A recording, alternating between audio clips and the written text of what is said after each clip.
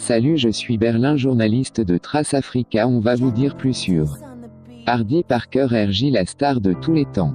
Il fut un temps, Hardy Parker RJ a prouvé au monde qu'il est vraiment une chance pour eux. Hardy Parker RJ, dans le monde du rap, il a toujours été véridique dans sa musique. C'est pourquoi en fait il est une menace pour certains. Hardy Parker RJ, il fut pour la première fois médaillé en 2011, ainsi de suite. C'est une star de qualité, il a brillé dans presque toutes les villes du Gabon. Quelques années après, il est lui-même devenu producteur quand pour la première fois il monte son premier clip. Après cela, il a ouvert sa maison de production, Hardy Parker Productions. Depuis le 11 décembre 2011, Hardy Parker RJ a toujours été sûr de lui. Aujourd'hui, il est devenu une star que rêvent toutes des filles.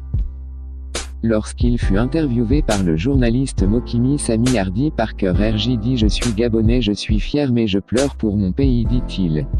Hardy Parker RJ fête ses 9 ans de carrière cette année 2019.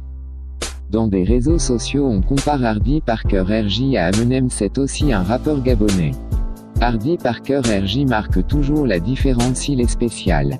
Dans cette année 2019, il sort une chanson qui parle du monde. Faire le tour du monde, c'est pas facile, dit-il. Toujours dans l'histoire d'Hardy Parker RJ, un fanatique de sa musique déclare que Hardy Parker c'est une grandeur. Il est allé plus loin à dire que c'est le messie de la musique gabonaise.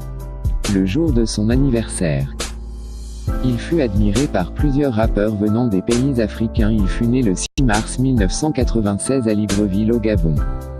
Le rappeur gabonais Hardy Parker RJ est aussi en réalité le spécialiste en arts martiaux. Nous vous avons fait visualiser ces images en forme de vidéo pour vous montrer que la rumeur ne compte pas plus que l'immédiat. On a nous-mêmes interviewé Hardy Parker RJ et on a aussi accès à tous ses comptes, y compris son compte Facebook. Il y a que nous pour mieux vous dire sur Hardy Parker RJ. Sur ce, on va se dire à très bientôt. C'était le journaliste Berlin, au revoir.